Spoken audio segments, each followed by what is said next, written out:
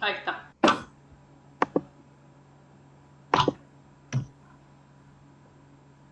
Bueno, vamos dando inicio a este segundo bloque de la mesa número 14 que llamamos Transmisión y Enseñanza de la Niña en la Región, Usos, Sentidos e Identificaciones Lingüísticas. En este bloque vamos a tener 3 trabajos, así que tendremos un tiempo de 25 minutos más o menos por trabajo.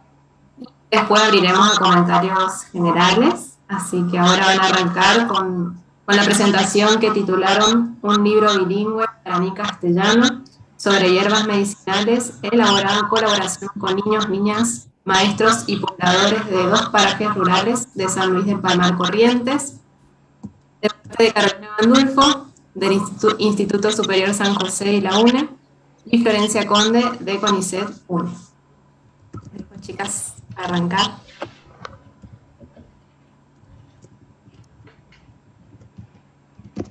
Flor, ¿qué pasó? Se congeló. se le tildó su conexión. Parece que sí. Bueno. No, puedo empezar yo, pero por ahí podemos esperar. A ver qué. Y a ver, sí, un segundo. Sí. Bueno, está. Ahí volvió.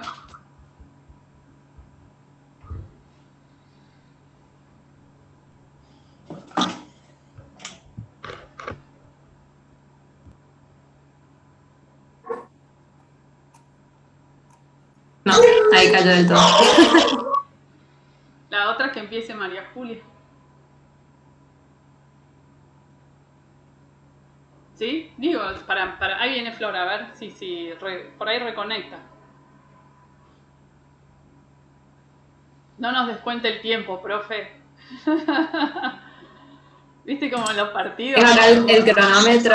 No me roben, si me van a hacer empezar primero, que empiece el conteo desde que yo empiece a hablar, porque ya le preparé 3X a mi voz. Sin respirar los 20 minutos cronometrados tengo. No, vamos a ver si Flor capaz es momentáneo. ¿Volviste? Hola. ¿Estás? Sí, estoy. ¿Me escuchan? Sí. Sí. Te había Con sido. delay igual porque les hablé. Sí, justo le estaba diciendo que me avisaron que se conecté, estaba medio cortada la transmisión. Bueno.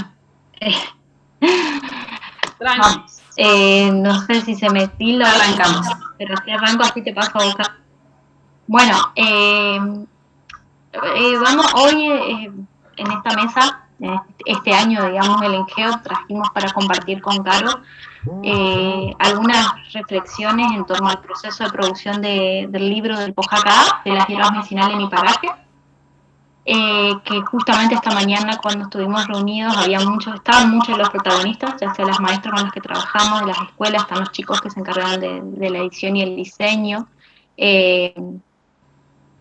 estaba Caro que dirigió, estaba Tami que también estuvimos en el proceso de producción de la información, entonces como que estábamos muchos de los protagonistas, muchas, pues en realidad todas, la mayoría mujeres.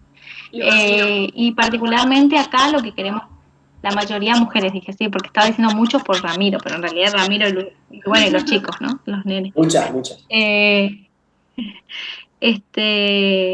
Es un libro que le contamos, bueno, es raro porque acá en el Zoom está gente que sabe, pero sé que del otro lado en la transmisión hay gente que por ahí no conoce, así que les hablo sobre todo a ellos y a ellas. Este libro, que se pensó inicialmente como un material didáctico, hoy en día podemos considerar que es un material que está destinado a las comunidades con las que trabajamos, pero también al público en general interesado en estas temáticas. Y una de las características centrales de este libro fue que fue producido en colaboración con 2 escuelas rurales primarias, particularmente con la participación de niños, niñas y maestras que fueron responsables de producir la información que después se convirtió en el contenido del libro. 2 escuelas de la zona rural de San Luis del Palmar, la escuela 175, donde que hoy estuvieron Olga y Betty participando en la mañana, y la escuela 784 que está Mabel Miranda, nuestra compañera directora. En este caso pretendemos también hacer como un aporte a las reflexiones de materiales didácticos producidos en contextos bilingües, en los que hay hablantes de lenguas indígenas o nativas. Estos materiales que también se caracterizan por retomar, por considerar, por identificar, pensar algunos saberes comunitarios con el doble propósito, digamos, de legitimarlos al convertirlos en contenidos escolares en la escuela, pero también que se plasmen en otros formatos que no son tan comunes como el formato libro, ¿no? Por lo menos en nuestro contexto. Y este aporte se une como también a una línea de trabajo en la cual nos inspiramos mucho, que podemos hablar de países como Perú, como México, pero también acá en nuestra región, en el Chaco, particularmente con el equipo de VIR y toda la línea de producir materiales didácticos que justamente identifican los saberes, que hoy hablamos, los saberes locales, comunitarios, los describen, los legitiman, y producen materiales muy lindos, muy bonitos, que es como no solamente una de las características, sino también muy pertinentes para los contextos sociolingüísticos en los que se trabaja. Claro, les voy a contar un poco más adelante eso, pero yo mínimamente les voy a contar el primero de los ejes que proponemos que propusimos en esta ponencia, que es la inclusión en un libro de resultados de investigación con niñas y niños. Claro, más adelante les voy a contar un poco de la producción editorial en torno al libro, y a partir de la creación del colectivo CD, que fue como la excusa, digamos, pero que después se siguió por otros caminos. Y por último les va a contar un poco sobre las lenguas en el material, digamos, las lenguas habladas en esta zona, pero también que se incorporan acá. En cuanto al primer punto de cómo el contenido de este material fue producto de una investigación, por ahí del otro lado seguramente los que nos están escuchando saben que hay una vasta bibliografía sobre las hierbas medicinales y los usos de determinadas plantas para ciertas audiencias. De hecho, cuando yo empecé, bueno, mi papá se compró un libro súper carísimo, porque, bueno, estaba en tema, en la escuela las maestras se compraban libros, sin desconocer como la importancia de esos antecedentes. Nuestro propósito era producir conocimiento desde y con las poblaciones rurales con las que trabajamos, y en esta investigación colectiva también se estaba respondiendo a uno de los intereses de las directoras, que es de que este proyecto de investigación sea el proyecto institucional de la escuela, y obviamente que el requisito fundamental era la participación de los niños y niñas para producir la información. Ya en el inicio del proyecto teníamos como el supuesto de que estos chicos eran interlocutores válidos, que podíamos conversar sobre estos temas con ellos, que sabían y saben, pero acá como el aporte también era que acompañarlos en un proceso de formación de ellos como investigadores nativos de sus comunidades, y todo en esa línea, todo lo que ya aprendimos con la línea de investigación en colaboración con niños y niñas, pero también en el equipo, claro, desde el Entiendo pero no hablo, fue como consolidando también, y después en San Roque, un diseño metodológico que tiene ciertas características, que sabemos que funciona. Bueno, acá era el momento de traerlos, redefinir algunas cuestiones por el objetivo, que en este caso era producir un libro, pero sí habían cosas que estaban como bastante, que sabíamos hacerlas, digamos, y sumado a eso las directoras tienen experiencia y tienen formación en investigación, entonces podían combinar sus intereses didácticos también con las decisiones más referidas a la investigación. El proceso de elaboración de materiales didácticos se inició en el año 2015 y se desarrolló en varias etapas: presentación del proyecto, precampo, entrenar metodológicamente en las escuelas para lo que sería el trabajo de campo, para producir la información, analizar esa información, presentar los resultados, que nos habrán visto por ahí en las giras de presentaciones que por diferentes espacios sociales de mucha importancia en las comunidades. Toda la etapa que tenía que ver con el diseño, prueba de materiales y actividades, donde las maestras tenían un protagonismo importante, y toda la etapa de diseño, edición y publicación de los materiales didácticos, que también fue como un largo camino. En todas estas etapas, los niños y niñas han tenido como una participación sostenida y comprometida, pero el grado de participación también ha variado en función de las edades y los propios intereses, ¿no? Los que se llaman en las escuelas los tutores y las tutoras también han sido partícipes de diferentes modos, siendo entrevistados en la etapa de trabajo de campo, analizando las entrevistas en las aulas junto con los chicos, presentando los resultados de investigación en estas giras que hacíamos. Toda la parte de fotografiar, de buscar las plantas para que los chicos con los diseñadores, con Euge y Ramiro, se escaneen, toda esa parte también participaron. Algunas consultas sobre las palabras en guaraní, porque teníamos que definir, tenían que ser formas de decir que sean escuchadas, que sean habituales en estos contextos, y bueno, todas las discusiones en torno a las palabras que usábamos. Y siempre han como mostrado mucho interés y valorado específicamente el hecho de que en la escuela se retome, como dijo una mamá, nuestra sabiduría ancestral respecto al uso de las hierbas medicinales. Finalmente, el año pasado no, porque para mí no existió el 2020, en el año 2019 logramos la publicación, en realidad sí, la publicación de ejemplares, que es lo que Caro ahora les va a mostrar, lo bonito que quedó y toda esa parte más de las cuestiones editoriales, de las decisiones que tomamos en este camino. Ya comparto, Caro, para que saque esto. Bueno, como les dijo Flor, el proceso de edición del libro supuso para nosotras la creación de un espacio editorial. Nacieron juntos el libro y el espacio editorial para publicar el libro. De algún modo necesitábamos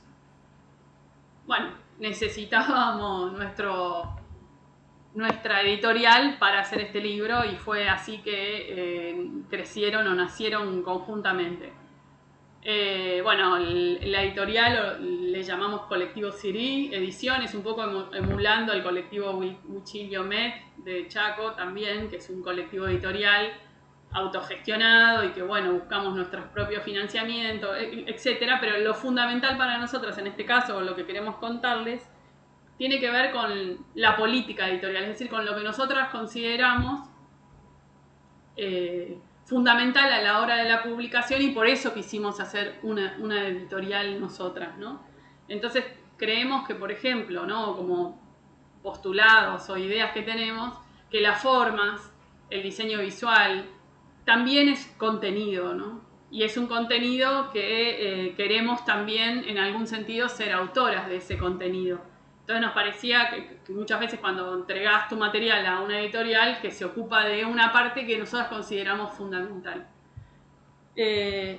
Lo consideramos fundamental no solo para los procesos de comprensión, inteligibilidad del contenido que nosotros queremos transmitir, del qué queremos transmitir, sino que también hay una cuestión de fondo que buscamos, que son los procesos de identificación de la gente con el material. Y eso nos parece tan fundamental que, nos preocupamos mucho por la estética, ¿no? De hecho, ya desde el logo hay una búsqueda de estética, de transmitir algo a partir de lo visual, ¿no? También podemos decidir el tipo de material. Nosotros trabajamos con niños, nos gusta poder decidir el tipo de hoja, que sea un material durable. No son materiales que no puedan sostenerse. Te adelantaste bastante, me parece.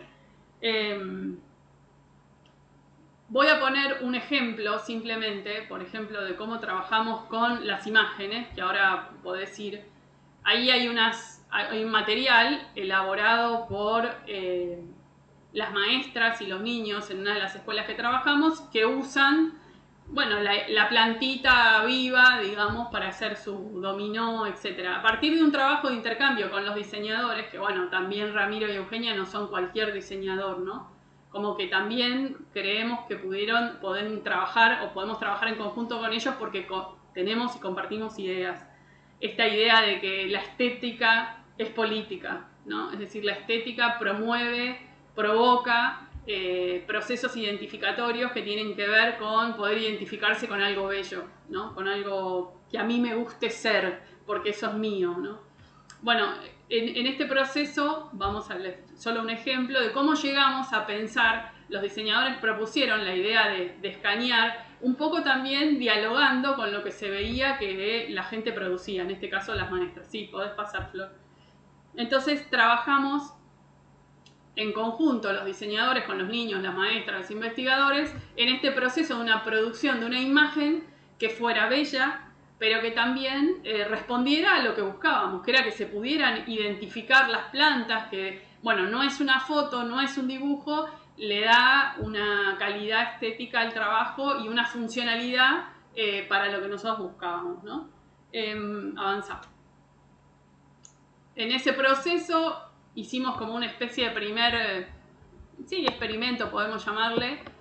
Hicimos unos pósters para ver cómo funcionaban esas imágenes y para hacer como lo primero que pudimos, porque no podíamos hacer el libro todo junto, tampoco teníamos fondos en ese momento. Bueno, estos pósters funcionaron bien para la escuela y ya vimos cómo podían entrar las imágenes. Sí. Avanza. Aquí está, yo les había mostrado hoy, voy a correr ahí está, la tapa del libro, las hierbas medicinales de mi paraje, Pojaca, el libro ya muestra desde la tapa también una concepción en el uso de las lenguas, que es lo que voy a explicar enseguida. A ver, uno más. Bueno, acá vemos cómo se usa el material dentro del libro, bueno, una hoja del libro para que puedan apreciar. Muchos de ustedes, los que están acá en la sala, conocen el libro. Avanza.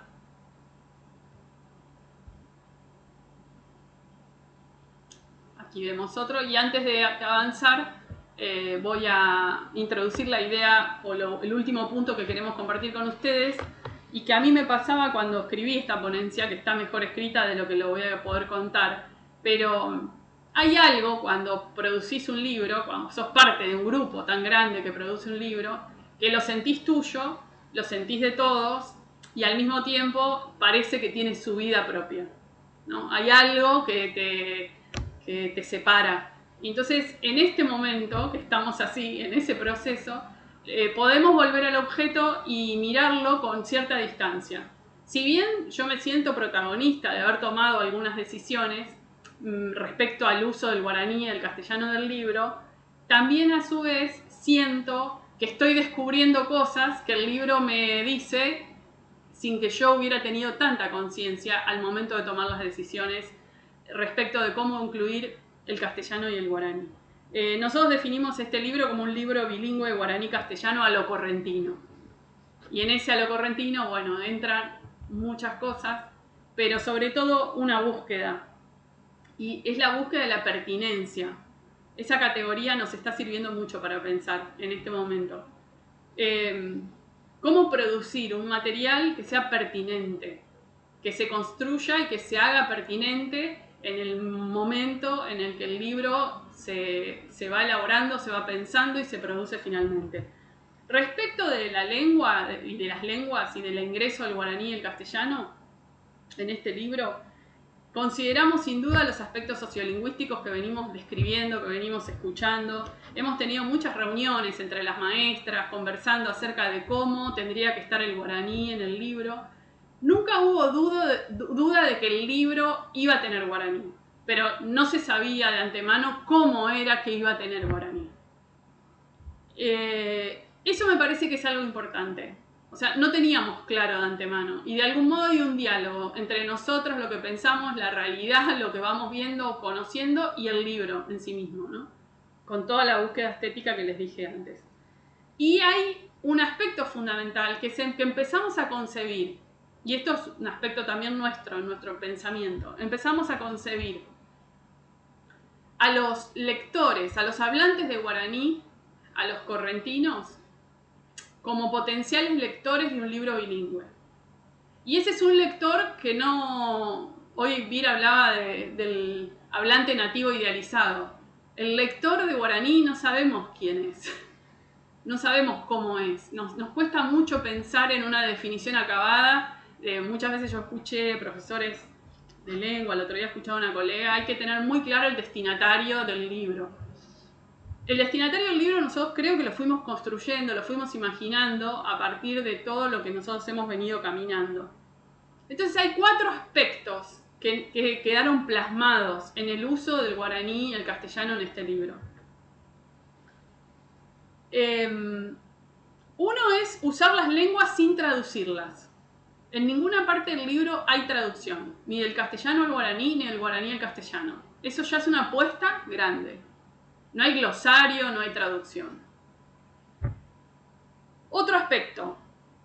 Incluimos las variedades orales, tanto del bilingüismo, tanto del castellano como del guaraní, o lo que se llama hablar en bilingüe, según los estudiantes con los que trabaja Tami. Respetamos las normas ortográficas de las variedades estándar de la lengua al tomar decisiones, ¿no? Que esto se puede conjugar bien con respetar las variedades orales. Y, en un cuarto lugar, el guaraní va ingresando al libro despacito, podríamos decir, en un increyendo. Despacito en un increyendo. Creemos que hay más cantidad de guaraní hacia el final del libro. Todas estas cuestiones que fuimos decidiendo, las fuimos decidiendo de a poco, probando alternativas, estrategias, y todas tienen su fundamento. En la ponencia tratamos de escribir un poco más y mejor, con más detalle.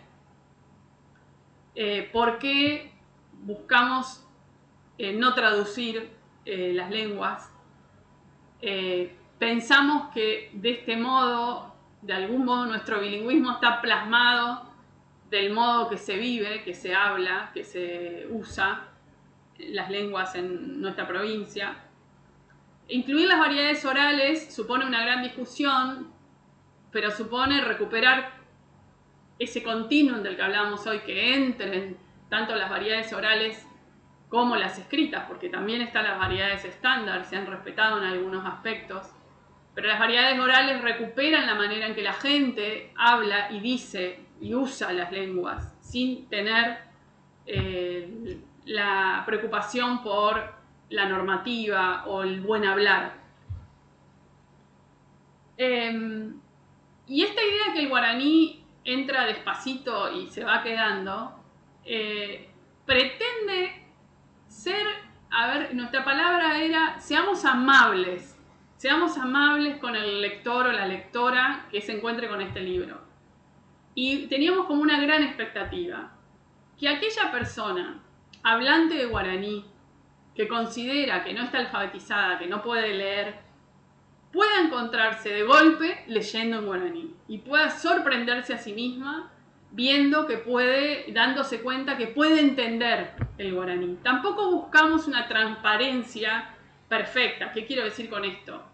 No era pretensión del libro que se entienda de pe a pa, diría mi madre, completamente. No importaba, porque hay imágenes, porque hay castellano, hay guaraní, el que entiende más una u otra lengua puede apoyarse y tener una comprensión global de lo que se está planteando en el libro. Y también apelamos al conocimiento que tiene la gente del contenido del libro. Y entonces mucha gente puede acceder a ese contenido porque se da cuenta que sabe lo que está ahí, que es parte de su conocimiento, de su acervo, de su conocer, de su saber. Entonces hay muchos aspectos que confluyen en que pudiéramos o quisiéramos o deseáramos tomar estas decisiones y ver si efectivamente funcionaban. Es cierto que en ninguna parte del texto hay ningún apoyo para la lectura. 4 minutos. No hay ningún apoyo para la lectura respecto de alguien no alfabetizado en guaraní que se encuentra que, bueno, la Y la tiene que pronunciar o la J tiene que, no sé, ya tiene que, ¿no?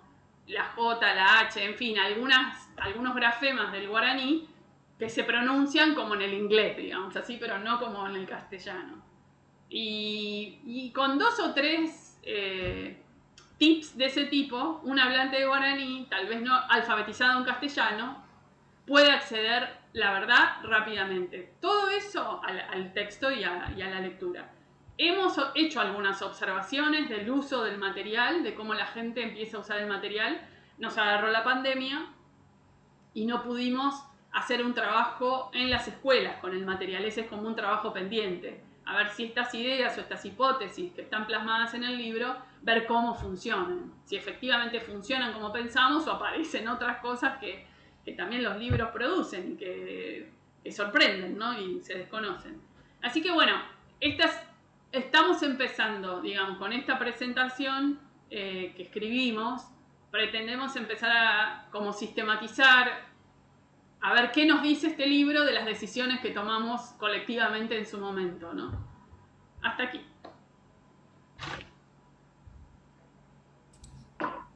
Muy bien. Estamos entonces con la presentación del primer trabajo. Ahora vamos a escuchar a Ramiro Núñez, de la Facultad de Arquitectura y Urbanismo de la UNE, con el trabajo que tituló El uso de tipografía para la representación de textos regionales en guaraní. Y vamos a darle la palabra al compañero para que arranque. Bueno, muchas gracias.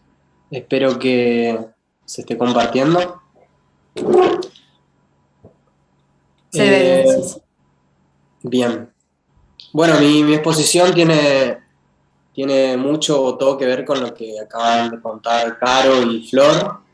Entiendo yo, o lo voy a exponer como un apéndice, como datos que pueden resultar relevantes, depende, ¿no?, de los intereses, pero en líneas generales voy a hablar sobre el uso de la tipografía, sobre las letras, ¿no?, que formaron parte de esa representación de los textos en guaraní, y se aclara que es regional porque, bueno, estamos hablando del libro Las hierbas medicinales de mi paraje, Pojacá, que bueno, ya contaban Flor y Caro, que fue un trabajo de mucho tiempo, de mucha gente involucrada, y en mi caso, junto a Eugenia Kusevitsky, mi colega, compañera, tuvimos el gusto de poder diseñarla, de poder participar desde el diseño.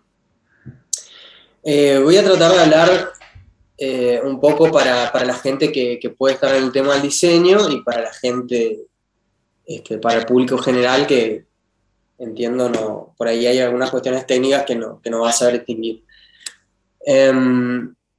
Bueno, hoy Caro estaba contando qué pasaba con el público, qué pasaba con la gente, con el target, con el público objetivo al cual iba a estar destinada esta publicación, y también mencionó todo lo que estuvo en juego, definir en el manual, ¿no?, del diseño, definir el público es fundamental porque, bueno, va un poco a plantear las pautas de cómo codificar la publicación.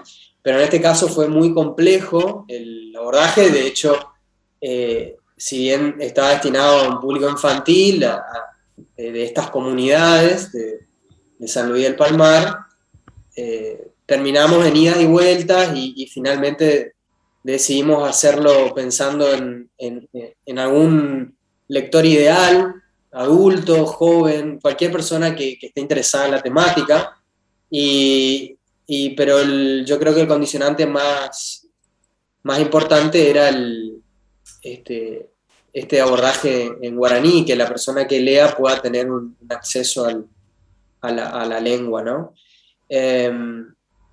Otras de los aspectos que influyeron o incidieron en la toma de decisiones para el diseño de este libro fueron, bueno, justamente las características de los textos, qué tipología textual íbamos a representar, y a grandes rasgos pudimos determinar que habían textos de lectura inmersiva, es decir, textos que invitaban a una lectura más detallada, más profunda. Habían titulares, por supuesto, como acá en la tapa, y habían textos destacados que, bueno, comentaban acerca de información novedosa o que tenía que llevar algún tinte un poco más diferenciado del resto.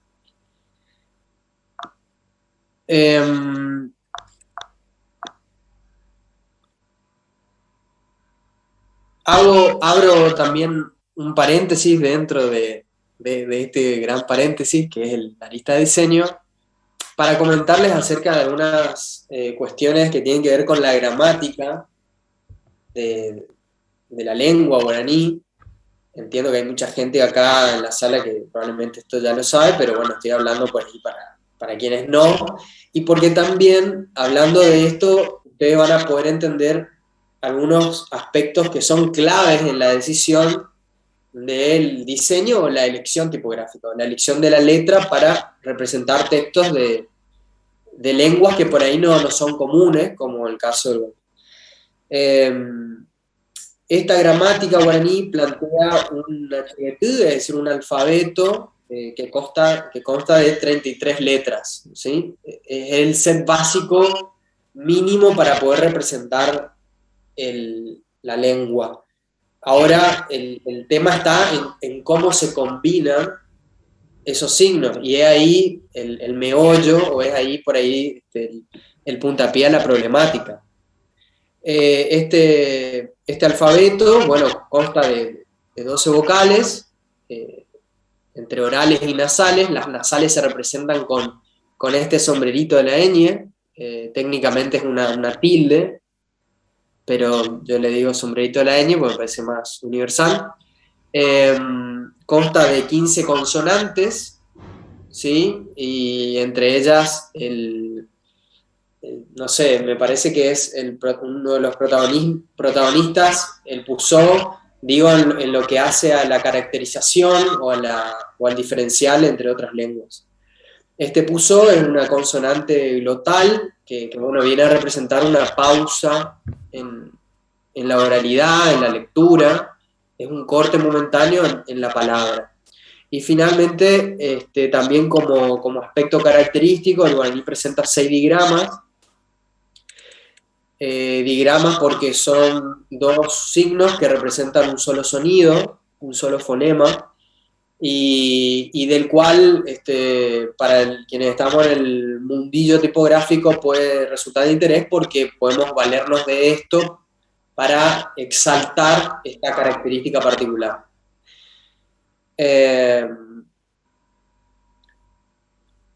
Lo que también les quiero comentar es acerca de la diferencia entre una letra cualquiera sea, una tipografía cualquiera sea. Seguramente están acostumbrados a usar el ordenador, la computadora, y van a ver o las redes sociales, y van a ver que por defecto vienen fuentes, no sé, voy a decir Times New Roman, voy a decir Arial, Comic Sans, que son las más comunes, pero esas tipografías están pensadas, digamos, para lenguas occidentales o de mayor alcance, y no siempre traen en su paleta de signos los signos particulares del guaraní, como por ejemplo las vocales, ¿no?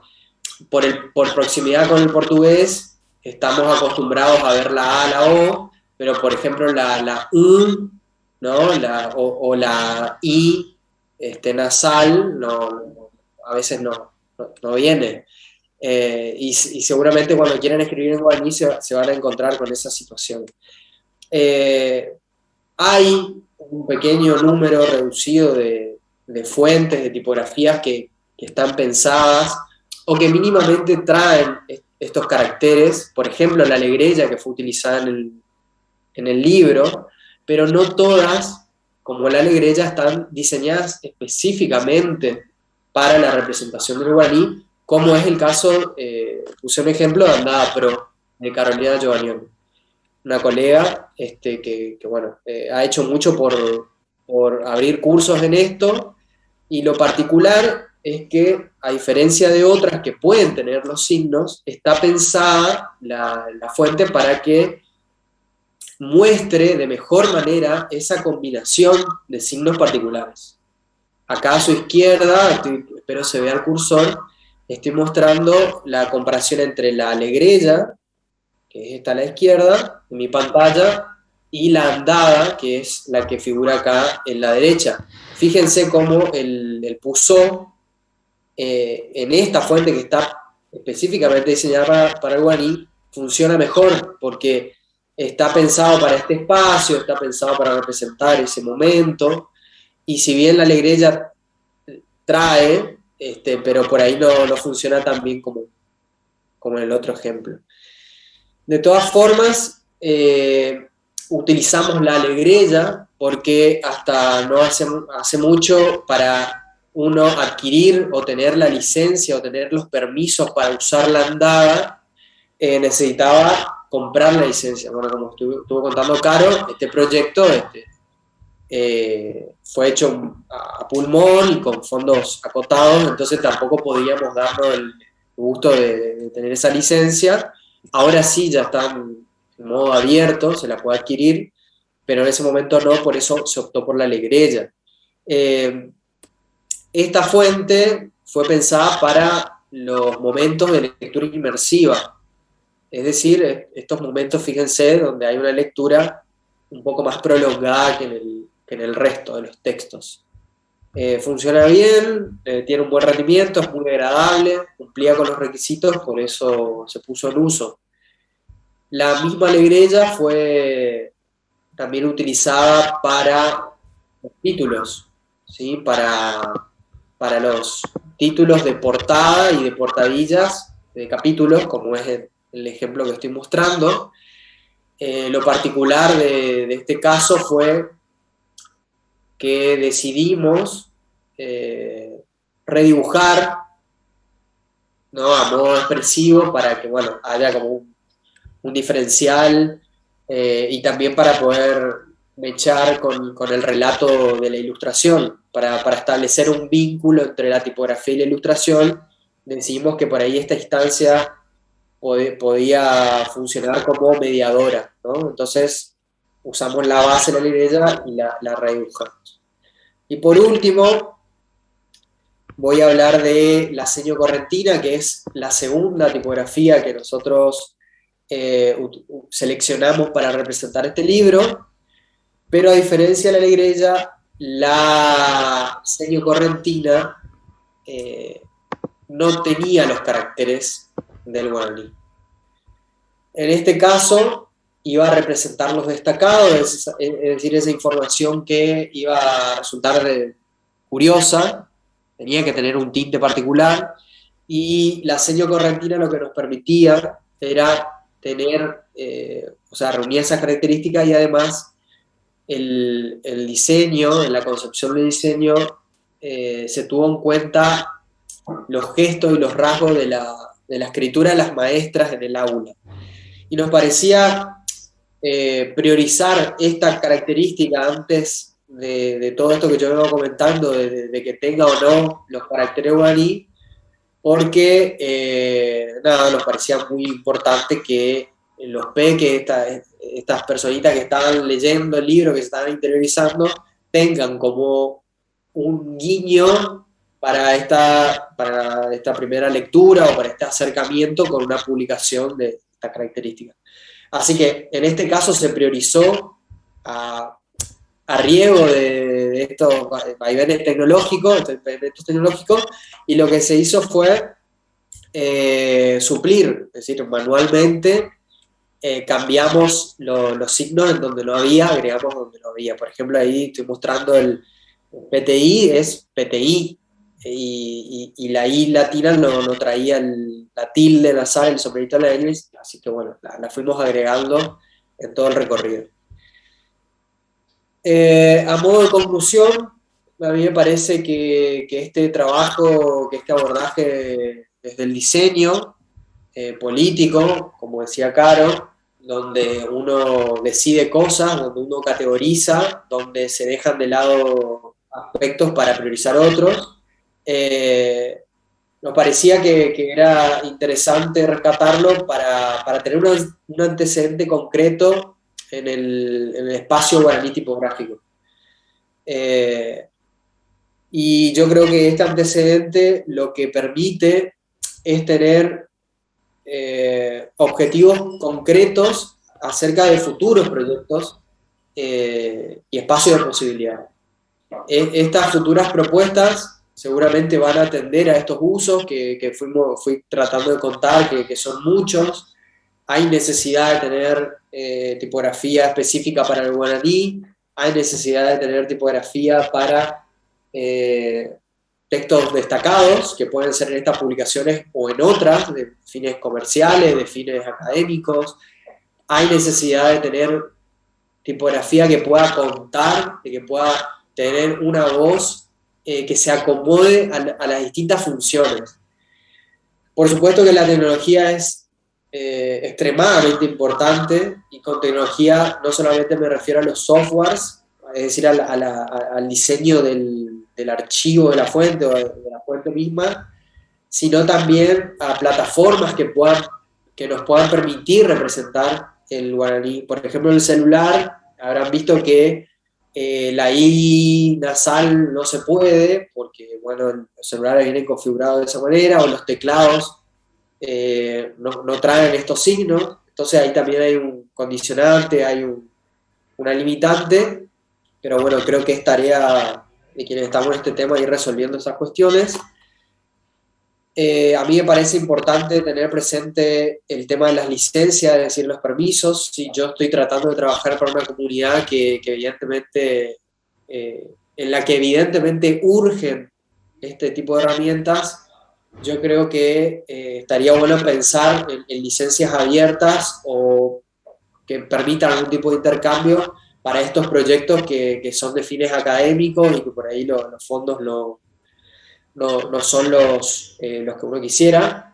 Y por último, me parece que de aquí a lo que venga, estaría bueno también dotar a las tipografías para las lenguas originarias de los rasgos identitarios, porque me parece que también la tipografía tiene esa característica, ¿no? De no solo la capacidad de contar y representar un texto, sino también de transmitir desde la forma, desde los rasgos formales, ciertos guiños, ciertas características del lugar donde convive, donde vive, ¿no? Donde se desenvuelve. Así que bueno, eso fue un poco y no mucho más. Así que, Aullé, gracias. Buenísimo. Aullé, Andrei, Ramiro. Ahora vamos a seguir con el tercer trabajo de este bloque, que es de María Julia Gómez Pecié, del Instituto de Investigaciones en Educación de la UNE, el cual tituló Uso de escritos del guaraní en el paraje del Caimán, San Miguel, resultados de una investigación en colaboración con estudiantes secundarios. Escuchamos, María Julia. Buenas tardes a todos, espero que sigan bien. Muy interesante todo lo que pudimos escuchar hasta el momento. Y para organizar mi exposición voy a trabajar con un PowerPoint, así que les paso a compartir.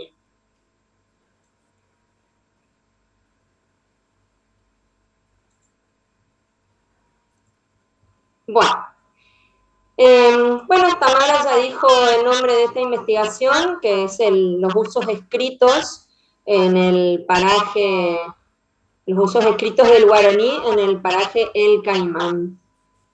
En esta ponencia vamos a presentar en definitiva un material gráfico en el que se comparten algunos resultados de esta investigación que se propuso indagar y relevar los usos escritos del guaraní y sus sentidos a través de un trabajo en colaboración con estudiantes de un cuarto año del Colegio Secundario de Paraje El Caimán, como dije, en el departamento de San Miguel, Corrientes. En realidad, esta ponencia necesariamente es continuidad de la presentada en GEO 2019.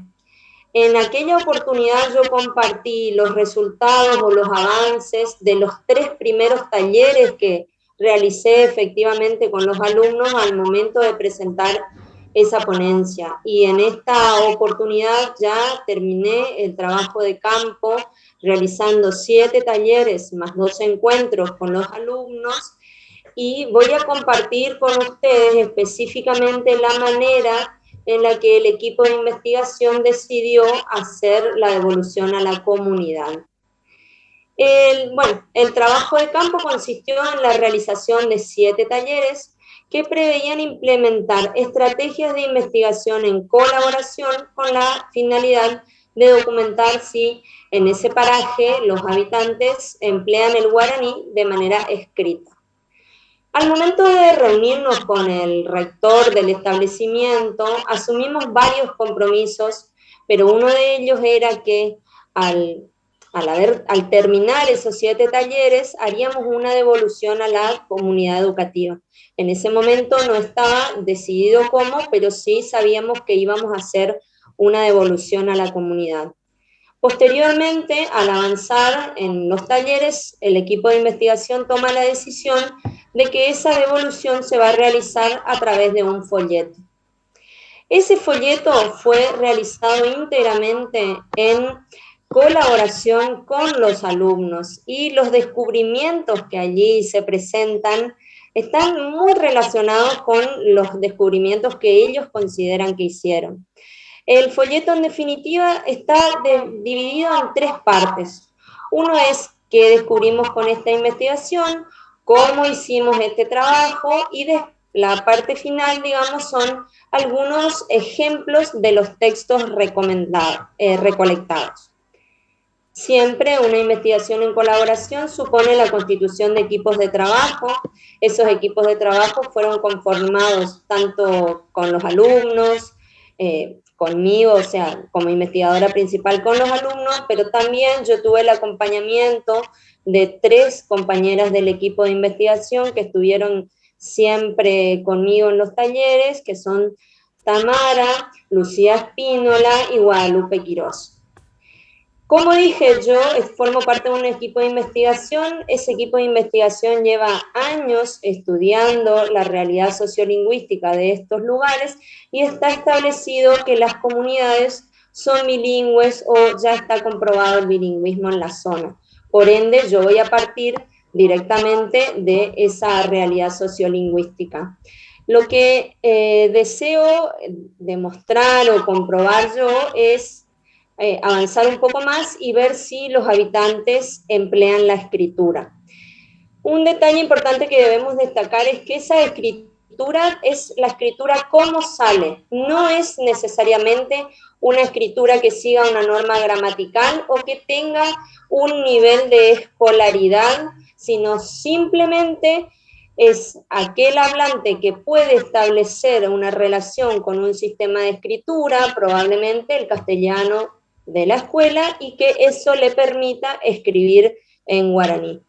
Los registros que yo espero o pretendo encontrar son de la vida cotidiana, mensajes, una notita, un WhatsApp, un mensaje de texto, o en otros soportes, en otras redes sociales. Para llevar a cabo esta investigación realizamos 7 talleres y los voy a mencionar muy rápidamente. En el primer taller nos presentamos, yo les conté a los alumnos lo que quería hacer con ellos, lo que yo esperaba de ellos, qué esperábamos de esa relación, y realizamos una técnica que denominamos la flor con los repertorios lingüísticos. Como primer avance puedo decir que de 34 alumnos presentes, 20 dijeron que podían escribir en guaraní. Y de 34 alumnos presentes, 33 dijeron hablar en guaraní. En el segundo taller dividimos el grupo general en 3 grupos más pequeños. Uno iba a diseñar preguntas para una entrevista, otro grupo la lista de informantes claves, y el tercer grupo iba a realizar el mapa de la localidad. donde iban a ubicar los puntos de interés y a los informantes clave. Un detalle, todas las actividades después se consensuaron en el grupo general. En este taller, en un momento, los alumnos quedan libres y yo me doy cuenta que para pasar el tiempo se ponen a escribir y están escribiendo en guaraní. De ese taller ya surgen 3 textos. Uno no me quisieron mostrar porque dijeron que era mala educación, así que no hubo posibilidades de acceder a ese texto, ni siquiera de verlo. Entonces ese mismo grupo escribió otro texto para poder mostrarme y a su vez otro grupo hizo una especie de glosario. En el tercer taller realizamos las entrevistas a los informantes claves. En el cuarto taller hicimos la lectura y el análisis de las entrevistas y mis jóvenes colegas dieron sus primeras ideas. Ellos estaban, sobre todo al principio, lo que más les llamó la atención era ver escrito en ese papel lo que ellos habían grabado o filmado. Para el quinto taller les dejé una idea para que traigan, durante un mes tenían que recolectar textos escritos entre los habitantes del paraje. Pero cuando llegamos al taller nos encontramos con que prácticamente eran 2 o 3 alumnos los que hicieron la consigna. Entonces tuvimos que plantearnos el desafío de reorganizar el taller, para lo que decidimos hacer una ronda de comentarios y saber qué fue lo que pasó. Cuando estábamos terminando esa ronda, uno de los alumnos dijo que, bueno, que no escribieron, pero que podrían escribir en ese momento. Entonces se armaron nuevamente los grupos más pequeños y ellos redactaron en ese momento, sin ninguna consigna, los textos que querían. En el sexto taller hicimos una revisión de todo lo que sucedió en los talleres anteriores, porque teníamos que empezar a perfilar lo que sería el folleto a través del cual habíamos decidido hacer la devolución a la comunidad. En el séptimo taller retomamos esa información trabajada en el sexto y además se les mostró a los alumnos 2 posibilidades: el folleto como si fuera un librito y un tríptico que sería la hoja dividida en 3 partes. Además de esos 7 talleres pactados, hubo 2 encuentros más, un poco más informales, que es en un acto que ellos llaman fiesta de distinciones, y posteriormente repartimos ese tríptico a todos los que habían sido entrevistados. Bien, la elaboración del tríptico surge a través de los debates y las selecciones que se realizan entre y con los alumnos. Para mí es muy importante destacar que durante todo el proceso fueron ellos los protagonistas. En esa elaboración realizamos, esto es en el marco del séptimo taller, 4 carteles. En uno tenía ideas generales de cómo se realizó ese proceso de investigación. El otro cartel tenía un cuadro donde hicimos un conteo y una categorización de textos. Después hicimos otro cartel que decía qué descubrimos, y el último era qué cosas aprendimos como investigadores. Bien, de todo eso empieza a surgir este producto, que ahí ustedes lo pueden ver en lo que sería la página principal, digamos, la presentación. Este título es el que ellos decidieron brindarle, que es Investigación sobre los usos de escritura en guaraní en nuestra comunidad. Este grupo es el grupo del cuarto año U, del año 2019, y acá en esta foto estamos las 4 investigadoras. Para mí es importante también destacar que el marco de la foto, que es a orillas de la laguna, de esa escuela, que para mí es muy especial. Acá están los protagonistas y el lugar. En esta siguiente, cuando abrimos el tríptico, nos encontramos con las siguientes partes. En esta parte está lo que ellos dicen que descubrieron, una selección de las frases que nos resultaron más significativas, y abajo dice, también aprendimos otras cosas. De todas estas opciones que ellos dieron, a mí la que más me me gustó porque está en la línea de lo que yo suponía, es una alumna que dice, si escribimos como suena o se pronuncia la palabra, ahí entendemos, si no, es más difícil. Y otra alumna dice, no sabía que podía leer en guaraní, pero al final pude.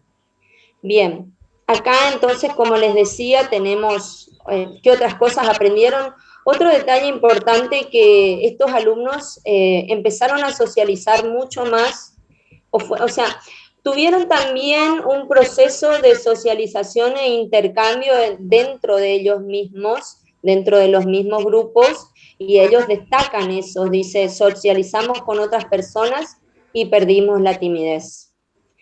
En esta página central, ellos marcan que se realizaron 17 entrevistas y dicen que los entrevistados contaron muchas cosas en guaraní, y acá tenemos algunas de las conclusiones a las que ellos arriban después de leer las entrevistas. Muchos de los entrevistados dicen que hablan pero no escriben, que hablan mucho pero escriben poco. Y algunos manifestaron que quieren aprender a escribir en guaraní, esto sucedió en algunos entrevistados, y otros de los entrevistados que son docentes de la escuela, hubo una concordancia de respuestas entre que decían que ellos no hablaban porque los padres no hablaban y no les permitían, pero que actualmente les gustaría aprender a escribir. Otra de las preguntas que le hicieron a los entrevistados es de dónde aprendieron el guaraní. Y finalmente hacemos como un inventario, que se escribieron 30 textos en guaraní. Hay 2 ejemplos acá a través de fotos que no se pueden distinguir muy bien, y el conteo de los textos que pudimos recolectar a lo largo de los talleres. En esta que, no sé, yo le llamo cuarta página, tenemos el título que ellos ponen es inventamos, copiamos, tradujimos y nos dictaron. Para poder seleccionar los textos para este fragmento, lo que se hizo fue tomar en cuenta la voluntad popular. Durante 2 talleres se los hicieron los textos fueron circulando entre todos los grupos, y los grupos tenían que votar por cuáles eran los textos que más les gustaban, y finalmente cuando hicimos el conteo de textos también vimos en el grupo total, les preguntamos su opinión sobre cuáles eran esos textos que más les gustaban a ellos. Y esos son los que están en esta parte. Tenemos un chiste, otro chiste paraguayo, una parte de una carta de amor escrita por Carlos, una adivinanza y algunos números que son parte del glosario que habían hecho las alumnas en el segundo taller. En la parte, llamémosle de atrás del folleto, está una de esas preguntas que yo comenté, que es cómo hicimos ese trabajo, y ahí los alumnos comentan cómo consideran ellos que hicieron ese trabajo. En principio dicen que el equipo de la UNE los invitó a hacer esta investigación, y después ellos dicen, diseñamos preguntas para las entrevistas, nos pusimos de acuerdo sobre los informantes clave y confeccionamos el mapa del paraje. Después explican lo que fue el trabajo de campo y algunas preguntas que les llamó más la atención. Esa pregunta de qué cosas escribe en guaraní era como un truquito para ver si lográbamos que los hablantes se pisen, pero en principio no tuvimos tanto éxito como nuestra directora Carolina Gandulf. Bueno, trajimos información de nuestras casas y de otros lugares. Y después dice, para el análisis intercambiamos ideas, opiniones, debatimos, analizamos las entrevistas y lo que nos dijeron. Analizamos los textos y también mencionan que leyeron y escribieron textos en guaraní. Y como resultado ellos ponen, armamos este folleto, lo entregamos en la escuela y la comunidad. Y bueno, para hacer esta investigación fue necesario realizar acuerdos, dicen ellos. y hacer las actividades con responsabilidad. La verdad que en general creo que fueron mucho más responsables y participativos de lo que yo hubiera pensado al principio o de lo que yo pude suponer. En esta partecita tenemos los nombres de todos los investigadores del cuarto año, la investigadora responsable, las colaboradoras, las compañeras que me acompañaron y mi directora de tesis, Carolina Gandulfo. Agradecimientos incluyen a quienes agradecen, a los que aceptaron ser entrevistados, al rector por permitirles realizar esa actividad, a los familiares y alumnos que los recibieron, a quienes les dieron los textos escritos y nuevamente al equipo UNE dicen que gracias a nosotros pudieron hacer este trabajo. Hay dos momentos que yo quisiera destacar de la entrega del tríptico. Cuando yo comenté que cuando ellos vieron las entrevistas escritas, se sorprendieron, pero la verdad es que el día que yo les entregué ese tríptico impreso a ellos, la más sorprendida era yo, no me esperaba la reacción. Ellos estaban súper entusiasmados, no podían dejar de mirar el folleto, pero además lo que a mí me emocionó era que se lo iban pasando de mano en mano y yo veía que alumnos que no habían realizado la investigación empezaban a tomar contacto con la investigación a través de ese folleto. Acá pueden ver en esta foto que están varios mirándolo, manipulándolo y hacían preguntas, no podían salir del asombro. En esta otra foto es del mismo acto, también están mirando el folleto y, a ver, acá quiero mostrar una foto más. Por ejemplo, este alumno no fue parte de la investigación y está compartiendo algo del folleto con una compañera. Lo mismo sucede en este caso. Entonces, ahí mismo, dentro de la Feria de Distinciones, hubo una circulación de ese tríptico y ellos mismos fueron explicando. Y bueno, posteriormente, gracias a la intervención de ellos, pasamos al frente y pudimos compartir con la comunidad educativa este trabajo que habíamos hecho. Bien, solamente unas reflexiones finales quiero compartir rapidito.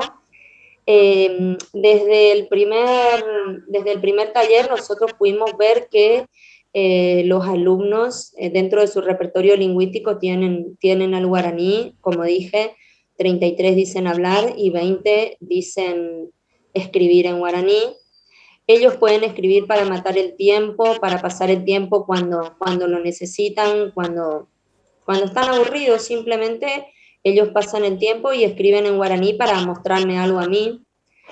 De las entrevistas, a mí me surge una pregunta que la pandemia me frenó un poco poder dar continuidad. Habíamos planificado con Carolina que yo volviera al paraje e hiciera unas entrevistas más extensas. Me queda la duda de si ellos, cuando uno les dice si escriben en guaraní, no asocian la escritura con el sistema educativo y con el saber o no saber la norma gramatical, porque muchos de los entrevistados mencionan que no terminaron la escuela primaria, o yo hice hasta sexto grado, o yo hice hasta segundo grado. Entonces me queda la duda de si podemos pensar, escriben en guaraní, escriben en español, o no escriben ni en guaraní ni en español.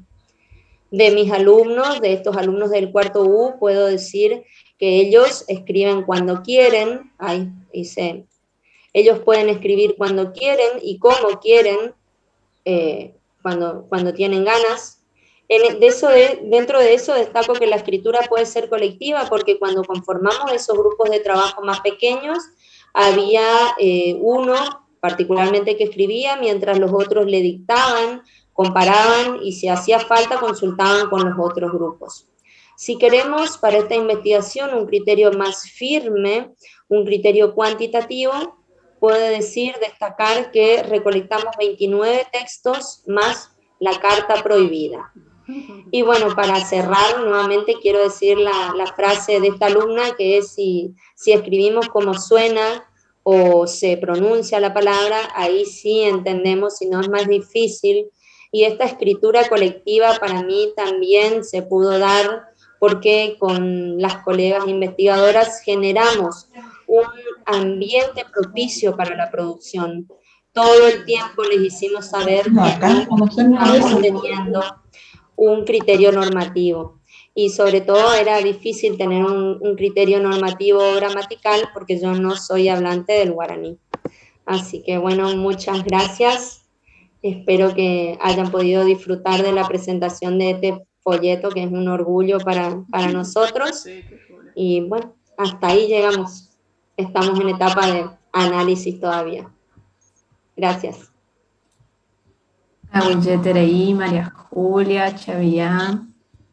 Hermoso. Nada, la verdad que un placer escuchar las 3 presentaciones, cada una aportando algo súper interesante en sus experiencias, en sus temas. Ahora vamos a escuchar los comentarios de Virginia, nuestra comentarista oficial de la mesa, y después abrimos a comentarios, preguntas y lo que quieran decir sobre lo que escuchamos.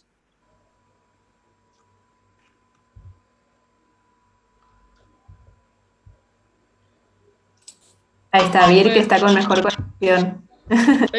Sí, mejor ahora. Paró la lluvia porque eso ayuda un poco. Bueno, genial, gracias. Y muy interesantes. Y también muchas cosas en común. Estuve anotando cosas que me parecían que son ejes para que podemos tener en cuenta para charlar, y que además siguen, ¿no? Como una cierta continuidad con lo que se venía trabajando. Me parece que hay mis comentarios en general tienen que ver con esto. Por un lado, una idea que estuvo entre la presentación de Caro y Flor y la de Ramiro, esta idea de las formas de identificación, ¿no? La forma y la identificación, como una relación, ¿no? Entre la forma, ¿no? Y estos procesos de identificación. Y que eso está bien y es muy, no sé, me pareció muy interesante y novedoso también, ¿no? Que no hay solamente una identificación con los contenidos, sino también con las formas.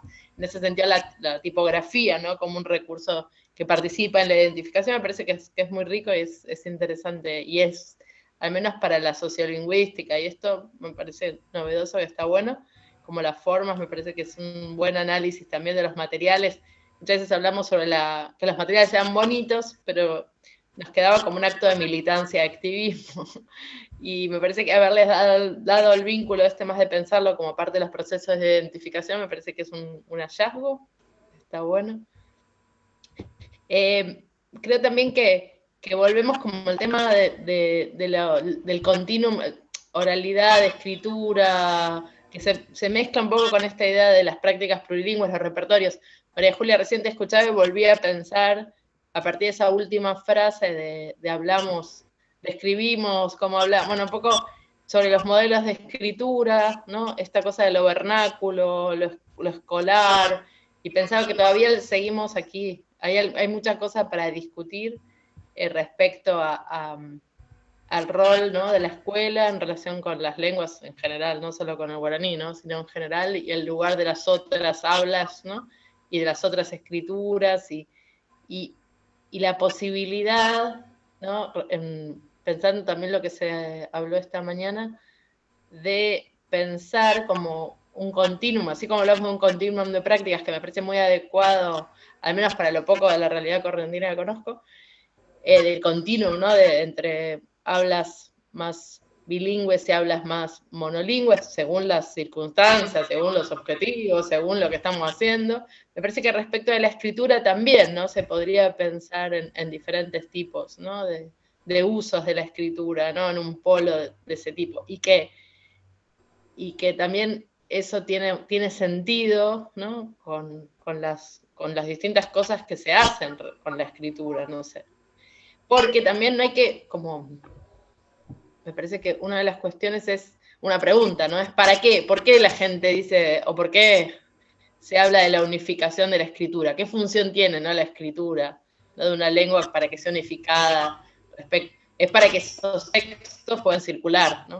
Es decir, garantizar digamos, que algo que esté escrito en Corrientes se lea en Paraguay o se lea en otro lado, digamos, la circulación, la escritura es eso, ¿no? Un poco esa cosa de que habilita la circulación de los textos escritos, son textos autónomos en relación con el contexto en que se produjeron, por lo cual habilitaría como una circulación autónoma, ¿no? Y una circulación, por eso se dice que la escritura se unifica y que es como más conservadora que la oralidad, etcétera, porque el texto no viene, yo les digo, a mis estudiantes se ríen, digo, los textos no vienen con cassette, pero yo no saben ni qué es un cassette, porque cuando nacieron ya no había cassettes, pero acá Gandulfo me entiende, lo del cassette.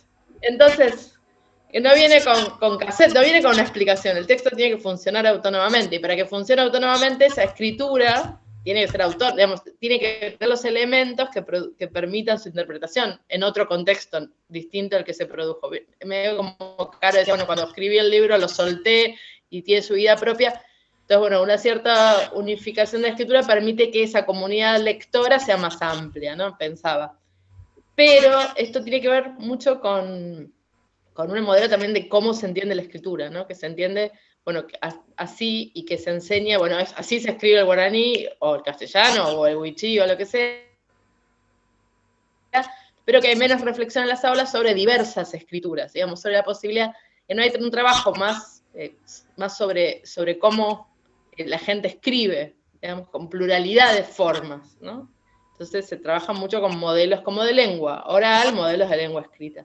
Y entonces contextos canónicos, contextos que representan la lengua, la escritura, y en cambio no con distintos usos, ¿no? En este continuo entre usos más bilingües, monolingües, que eso podría generar como una cierta reflexión metalingüística, si ustedes quieren, que habilitaría como este uso más ampliado, o unos destinatarios, que hablaba Caro, más amplios, porque si no, sin ese trabajo de acompañamiento, de reflexión sobre la aceptación de la variación en la escritura, lo que se produce muchas veces con los textos escritos en formas distintas a lo que estamos acostumbrados es, ese texto no entiendo.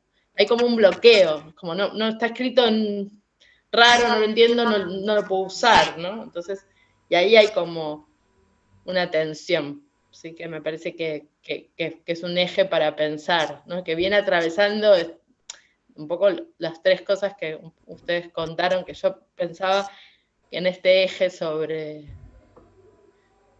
los usos, pensar la escritura o también la oralidad en estos continuos, ¿no? que representan las prácticas, pero que habilitan también una cierta discusión sobre hacia quién, cómo, ¿no? Y cómo circula todo eso, ¿no? Que en el caso de la investigación, pero también la investigación en colaboración, implica decir, bueno, escribimos, producimos un material solo para nuestra comunidad, solo para reflejar, solo para documentar, que en el caso de lo que contaban Caro y Flor es importante, ¿es solo para documentar lo que pasó en esta escuela? ¿O es un material, como ustedes decían, bueno, esto después terminó siendo algo que se fue, ¿no?, de otros lados? Y eso también se genera, ¿no? No sé si a ustedes les pasa, pero me parece que hay como una tensión también en la producción de materiales, que es algo para documentar lo que hicimos, o algo para ser usado como material en otros contextos. Entonces, ahí también a veces nos hacemos medio un lío porque estamos en el medio de las dos cosas, ¿no? Queremos documentar y al mismo tiempo queremos producir materiales que se abran, pero entonces entran como otras dimensiones, ¿no? A ver si anoté algo más. Ah, sí, que me parece que una de las cosas que era interesante, María Julia, lo que planteabas, era cómo la propuesta que hacías habilitaba diferentes, como estas competencias parciales, ¿no? Dice, bueno, yo entiendo, yo puedo leer, yo puedo escribir, y cómo también necesitamos, ¿no?, espacios y propuestas en donde no solo se valoricen las competencias bilingües o las que sabemos hacer con distintas lenguas, sino también estas competencias parciales, y que sea legítimo que alguien solo entienda, alguien solo hable, alguien pueda además escribir, qué sé yo, y que todo eso, y hay como un reto ahí, ¿no?, de cómo generar eso, para no terminar cayendo como en el estereotipo que decíamos hoy a la mañana, del hablante nativo, no sé, o del hablante puro, o el bilingüe completo, o ese tipo de categorías que al final no son productivas en estos procesos que estamos haciendo, ¿no? Me parece que... Entonces, ese tipo de dinámicas parecía interesante, ¿no? En donde se valora las competencias parciales, no sé si son parciales, no sé si me gusta el término parcial, pero sí esto de que lo que la gente puede hacer, ¿no? Con las lenguas, ¿no? Me parece que es interesante, ¿no?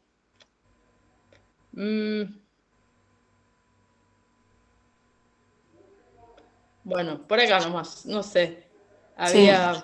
Sí, bueno, y lo último que también me gustó, esto que es algo que se repite en distintas investigaciones en estos temas, es esta cosa del personaje del tímido, la tímida, o la timidez, que me parece que esta cosa de los chicos, ¿no? Que los chicos bilingües son todos tímidos, ¿no? No sé si ustedes notaron que hay como ¿no? El tímido, el silencioso, el no sé qué, y la timidez en relación con estos contextos donde trabajamos, me parece que es un eje que estaría bueno explorar también, porque como que se repite en varios contextos, y creo que esa timidez no es el sentido que se llama tímido, pero eso estamos hablando de otras cosas, que estaría bueno ver explorar qué quiere decir cuando alguien dice es tímido o pierde la timidez, bueno, ¿qué es la timidez, ¿no? En estos contextos y qué vínculo tiene con estas competencias parciales y con la seguridad no lingüística de desenvolverse en un contexto del aula, delante de otros, qué sé yo, ¿no? Y bueno, eso también. Gracias, muy interesante en los trabajos, muchas cosas para pensar.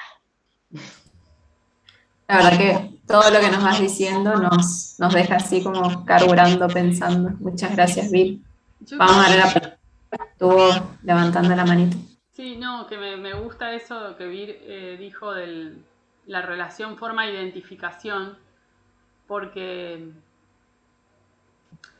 bueno, ahí hay algo que estamos pensando en función, digamos, que el libro nos lo dice ahora, tal vez, no es que nosotros éramos ajenos, pero viste, cuando lo empezás a ver con cierta distancia, te habla también de estas cosas. Y sí, creo que va en la línea de lo que también muchas veces con Euge y Ramiro buscamos o pensamos. Y lo articulo o lo relaciono no solo con la identificación, con la forma, sino que la forma y la identificación con a mí me encanta la frase de la investigación de María Julia, y creo que en ese momento estábamos como haciendo en simultáneo el folleto, el libro, era como el mismo, había mucho diálogo respecto de lo que los chicos de Caimán descubrían y lo que nosotras estábamos también decidiendo. Esta de que no sabía que podía leer en guaraní, pero al final pude, yo creo que es como el faro de estas ideas que yo planteé de cómo ingresa el guaraní, y que de algún modo, si hay algún lector al que estábamos buscando, tenía que ver con esto, ¿no? Ahora, que al final pude, ¿qué pasa que al final pude? No es que está la escuela ahí, no es que alguien te alfabetizó en guaraní, no. Entonces ese al final pude, que también creo yo, y le pido a Flor si me puede poner una filmina que no puse, que les quiero mostrar, para ver si puedo, no la tengo clara mi idea, pero bueno, es la filmina, la última que donde se resalta antes, el texto, una cara así, el texto que está en rojo, antes. Acá. Cuando yo les hablaba, al final no les mostré el ejemplo cuando yo hablaba de cómo habíamos tratado de usar el guaraní y el castellano. Ramiro explicó lo de las formas, lo del color, lo del destacado, que de por sí ya es importante.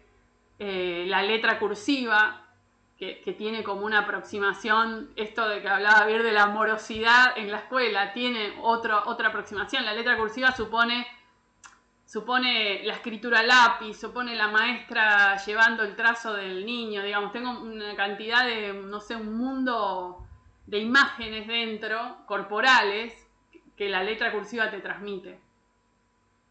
Entonces ahí dice, las abuelas antiguas ni a caraciro podías cortar una tirita del papel de la harina.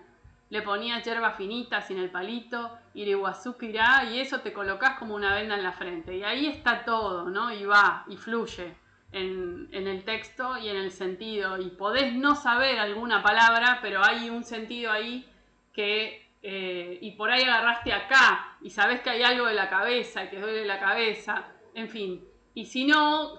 Tal vez tenés la idea de que dónde se ponía la yerba finita, así es para el dolor de cabeza, ¿no? Que decían las abuelas.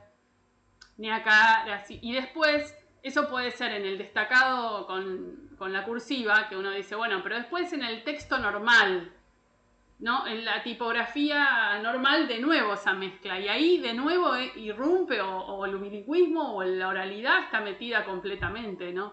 En un texto de ese tipo. Ni acá Ojeorupi, Katurejo, Curandepe. Me lo movés encima y yo me muero con la lectura entre que no puedo leer. No, perdón, que mi compu se traba ahí. Ahí. Sí, Tonepojano, secreto, oreje, en fin. Bueno, el secreto, la palabra secreto está a la vez guaranizada porque le pusimos el acento que no llevaría en castellano, entonces como supuestamente, bueno, la guaranizamos con ese tilde, ¿no? Entonces ahí es como una mezcla total, ¿no? Y bueno. Claro, y algo que creo que incluiste la imagen, que es esto, que también como que había por momentos, decíamos que había una sobreinformación muchas veces, pero como que decimos lo mismo, lo repetimos, pero bilingüe, con más guaraní, como en las recomendaciones, por ejemplo, acá, siempre PTI junte, no una cantidad, porque no es ensalada, es remedio, o sea, como que es armónico con el texto completo, que si vos no entendés una parte, no implica que no entiendas lo otro, que no estés entendiendo la idea. Eso también como me acuerdo que fue una decisión un poco con la amabilidad del lector. Claro, entonces, una búsqueda ahí, lo que hablaba Vir de la atención, que es interesante eso, ¿no? De a quién va dirigido, si esto puede salir de Corrientes o no, en fin, la verdad que nosotros pensamos Corrientes. Esta mesa es sobre la región, habrá que ver qué dicen los colegas paraguayos y brasileros. Pero la idea de que la forma, la identificación, voy a poner todo junto, las lenguas usadas de este modo, y barra timidez, digamos, puedan producir un bolleré tal que haga que la gente pueda decir, no sabía que podía leer en guaraní, pero al final pude, ¿no? No sé, tal vez estoy divagando, algo de lo poquito que yo vi, algunos impactos de este tipo yo vi en gente hablante de guaraní no alfabetizada, pero acá hay que hacer investigación sobre lo que esto pueda producir, cómo pueda impactar, si estas ideas que tenemos, qué pasa, ¿no? Y si esta identificación gana. Si gana la identificación, esta belleza, digamos así, le gana al hablante de guaraní y dice, ¡ay, qué lindo que esto es mío! Y entonces hago el movimiento, en vez de sentir un rechazo, ¿no? No lo entiendo. Yo, hasta ahora lo que hemos visto es, ¡ay, esto es mío, qué lindo!, ¿no? Este gesto con el libro. Bueno, no sé. Hablando de los continuos, que hablábamos antes de los continuos, sí.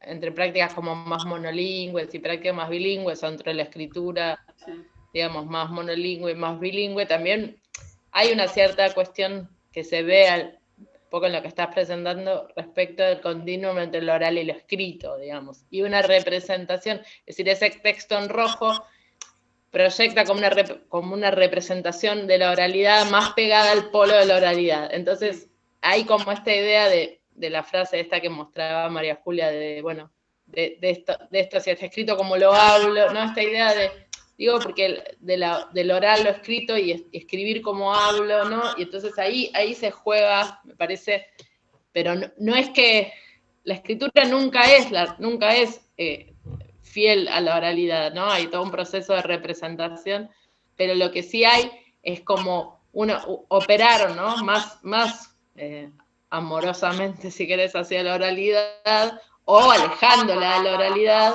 y eso muchas veces tiene que ver con lo más institucional o lo menos institucional, lo que se llama la oralidad o la escritura vernácula o las prácticas letradas, si ustedes quieren, y las prácticas vernáculas, qué sé yo. Pero aparece como esta idea de la amabilidad está en eso, ¿no? En invitar a un lector a leer lo oral, ¿no? Es como un juego que invita justamente a relajar, ¿no? Respecto del alejamiento de esta escritura institucionalizada, ¿no? Y ir hacia un uso, ¿no? más que hace un guiño a la práctica oral, ¿no? Por eso digo que es como moverse otra vez en unas especies de continuos que son interesantes y que habilitan como ese relajar un poco, ¿no? Pero cuando uno escribe en WhatsApp, no sé, que uno escribe como dice, yo creo como hablo, ¿no? Nosotros hacíamos un trabajo de investigación en secundaria que los chicos decían, no, eso no es escribir, porque eso es como hablamos, pero escrito. Escribir es otra cosa. ¿No? Lo del WhatsApp es hablar escrito, ¿entendés? Es como otra cosa. Bueno, un poco esa idea, ¿no? Del hablar escrito, que es como frente al escribir, que es algo serio. Claro. ¿No? Bueno, un poco este juego me parece que habilita esta. Y lo de Ramiro con la tipografía me da como una envidia, así como, es hermoso, y además hay toda una política, ¿no? Lingüística ahí, en esas decisiones, y que me parece que es otro, ¿no? De los campos que al menos me parece súper interesante y súper novedoso, la relación entre política lingüística y tipografía. Ahora te pongo un título de investigación, pero me parece que habilita como un campo, ¿no? Así como muy interesante, ¿no? Y poco explorado, ¿no? Respecto a estas decisiones, que son decisiones también, ¿no? Relación con la jerarquía, los estatus, los focos, ¿no? Me parece que da para mucho, ¿no? Está buenísimo. Totalmente, sí. Ahora vamos a dar la palabra a Mabel, que levantó la mano para decir algo. Te escuchamos, Mabel. Bueno, no, escuchaba atentamente y me preguntaba a la vez cómo se trabaja la lengua materna. Porque en las escuelas rurales de Corrientes hay muchos casos en donde los niños llegan hablando solo guaraní. Entonces, ¿cómo trabaja el docente estas instancias y cómo es en las escuelas urbanas instalar el guaraní como lengua materna? Porque para el correntino el guaraní es una lengua materna. Entonces me pregunto, ¿cómo es la metodología utilizada en esos casos? Es decir, no tratar a la lengua como una lengua extranjera, sino como una lengua materna que está internalizada en todos nosotros y que también nos resulta fácil pronunciarla. Con un poquito de estudio nos resulta fácil. Y por otro lado, yo hago un paralelo, porque tengo 6 nietos que estudian o estudiaron, algunas ya se recibieron en Uruguayana, desde el nivel inicial, y aprendieron la lengua como el portugués como lengua materna, no estudiaron. Entonces, ese bilingüismo que se desarrolló en ellos fue extraordinario. Entonces, pasando a lo guaraní, me pregunto, ¿cómo es la metodología? Ustedes que están en eso, en estos casos, gran pregunta, ¿no? Sí, te juro. ¿Querés venir al equipo de investigación, Mabel? Te sumamos. Me encantaría, pero estoy muy lejos. No, pero sí, ahora todo es virtual. Ahora todo es virtual. Sí, cómo no. Es decir, me gusta mucho cómo se trabaja en Brasil el tema del bilingüismo, cómo se está trabajando. Es que ellos tienen los TECOA, nosotros no, creo, por lo menos no conozco, en mi zona no hay. Por eso creo que nuestro trabajo en Corrientes es mucho más difícil. O necesitamos que las investigadoras, las jóvenes investigadoras correntinas ensayen alguna respuesta para Mabel. Me encantaría. Hace ya, ¿cuántos años que están? ¿Quién? Y estas muchachitas que están trabajando en investigación sí, en el campo, sí, con maestros, con profesores. Ellas son las... ¡Qué fácil, Caro! ¡Qué lindo! No sabemos. Lo que nosotros hacemos, Mabel, mucho es proyectos un poco lo que escuchaste, trabajo en las escuelas de mucho tiempo, de estar, vos decís la lengua materna de muchos chicos, y sí, sabemos, llegamos con eso, pero llegar no es que ese proceso se da tan fácil. Como decía Vir, aparece la timidez, que es el modo en que nombramos las reacciones de los chicos, pero bueno, solo el tiempo y de acompañar procesos en el tiempo nos permite ver que la nena que era tímida, que es esa palabra que encontramos por ahora, después habla en guaraní con un micrófono, sin problema, pero como proceso de mucho tiempo. Y lo que hacemos es escribir sobre lo que hacemos, los resultados que nos dieron, que nos las tensiones, aquellas cosas que nos costaron, y empezar a imaginar, bueno, cómo esto se podría hacer en nuestra escuela, que esto que hablamos hoy de la interculturalidad, la palabra tan grande, tan amplia y que no siempre sabemos qué significa, bueno, empezar a dar forma no a la interculturalidad, pero sí como a pensar cómo podría ser una educación, como vos decís en Brasil, pero cómo podría ser acá en Corrientes, que hay mucho, pero muchas veces perdido entre los esteros de las experiencias de las maestras, que como Olga, como Betty esta mañana, se amañaron y desarrollaron prácticas que hacen que, por ejemplo, sus alumnas, como Mariana, que es la que leyó el relato hoy, bueno, sea competente en castellano, sea competente en guaraní, y bueno, así vamos probando, ensayando, escribimos, produciendo conocimiento sobre esto, pero bueno. Claro, yo creo que lo que nosotros tenemos que, es decir, en la escuela lo que se tiene que trabajar es de formar un chico bilingüe. Entonces, si queremos que sea bilingüe, tenemos que empezar desde jardín. Yo integro un grupo que se llama Zapucay Guaraní, que somos muchas personas, y en realidad lo que nosotros proponemos, tuvimos una reunión con la Cámara de Legisladores, y nosotros le hemos propuesto que se comience del jardín y que se incluyan cargos de maestra jardinera de guaraní, es del jardín de infantes. Es decir, que existe en el jardín una docente de guaraní que va a ir acompañando al niño con el saludo, con pequeñas palabras, con las instrucciones en la sala, pero eso tiene que seguir al año siguiente en primer grado, es decir, que sea progresivo, de tal manera que se nos ocurre a nosotros modestamente de que es la forma en que pierda esa timidez que dicen ustedes, que se da, y que se acostumbre a hablar el guaraní en su salita, y que se acostumbre a convivir con el idioma. Pero para eso necesitamos los docentes que deberán tener para nosotros como un posgrado, es decir, el docente de nivel inicial que tiene toda la pedagogía, la técnica para el niño, incorporar el idioma. Nos parece que esa es la forma viable de formar un niño bilingüe. Con los cantos, con los juegos, como decía hoy en una exposición, que es interesantísimo el tema de los juegos, cómo el niño va alargándose a hablar, jugando en la otra lengua, ¿no? Pero me parece muy interesante todo esto que ustedes están diciendo y estudiando y analizando. Son trabajos muy interesantes que realmente yo no los conocía. Bueno, está bueno conocernos, saber también nosotros que ustedes están haciendo algo ahí. Algo creo que supe, porque una de las chicas del equipo compartió alguna información, creo que con ustedes, ahora que mencionás la agrupación. Y está bueno como sumar esfuerzos y deseos, sobre todo deseos. Hace unos años atrás era más difícil poner en circulación la idea, siquiera, de que podíamos imaginar una educación bilingüe para Corrientes, ¿no? Hace unos años atrás era como impensable, y decir eso es decir, bueno, el San Patrick, pero no la educación bilingüe guaraní-castellano, ¿no?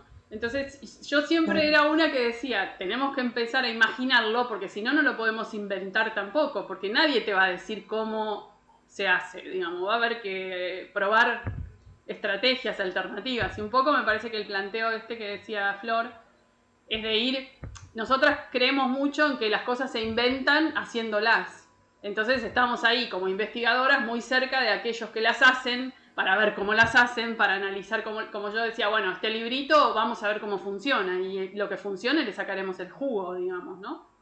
Entonces, Claro. bueno, a lo largo de muchos años fuimos haciendo eso, pero no nos atrevemos a decir, esta es la manera que habría que hacer, ¿no? Todavía, no. Claro. Hay experiencias muy valiosas en Bolivia, por ejemplo, en el sur de Bolivia, Sí, donde además se estudia el aymara, el quechua y el guaraní, son idiomas que se enseñan en las escuelas. sí, en toda Entonces de ahí Latinoamérica. nosotros, claro, tenemos experiencias de un docente que es paraguayo, creo, que vivió en Corrientes y que está trabajando allá ahora, que participa en nuestro grupo y que nos contacta un montón de información. Qué lindo. Aparte, investigué también en México las escuelas bilingües y realmente creo que no es difícil, pero es desde ustedes, desde los investigadores, tal vez organizar propuestas y que se tenga la suerte de que las autoridades educativas aprueben esto, se comprometan a implementar. Es decir, nosotros vemos una cosa terrible, que lo que necesitamos para esto es el sistema educativo y las autoridades del sistema educativo están, no sé, mirando para otro lado.